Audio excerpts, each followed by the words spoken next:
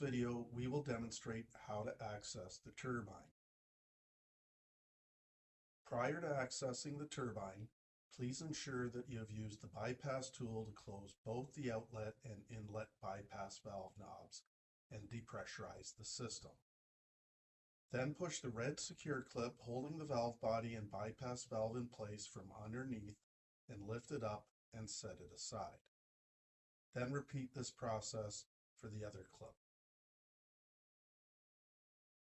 Then wiggle the valve body away from the bypass valve and plumbing. This will expose the turbine located in the outlet port of the valve body, as seen here. To remove the turbine, first use either a flathead screwdriver or pliers to pry the nose cone retainer out of the outlet port.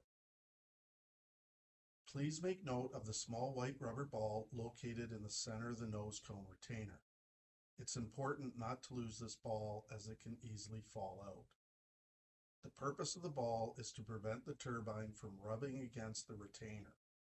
The stainless pin in the center of the turbine rests directly on this white ball. To remove the turbine from the valve body, use a pair of pliers. Note that there are two magnets located on either side of the turbine. These magnets allow the control valve to measure the water volume passing through the unit. As the turbine spins, the meter cable tip detects the magnets to track the total number of gallons that have passed through the system. Clean the outlet port of any buildup or debris that may have caused the turbine to jam. It won't hurt to also clean the inlet port. Additionally, ensure the turbine itself is clean of any buildup, or you could simply replace it with a new turbine if necessary.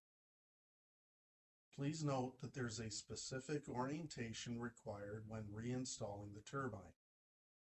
To protect the magnets and ensure optimal performance, the wider side must face into the control valve body, while the tapered side should face outward, as demonstrated here in the video. Place the turbine into the outlet port, aligning the stainless pin with the center hole. And then, while ensuring that the white ball is in the center of the nose cone retainer, snap it into place.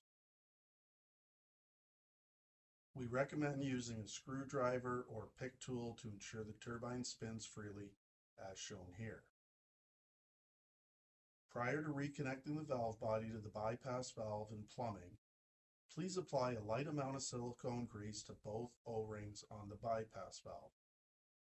Once lubricated, push the valve body and bypass valve together and secure them into place using the two red clips.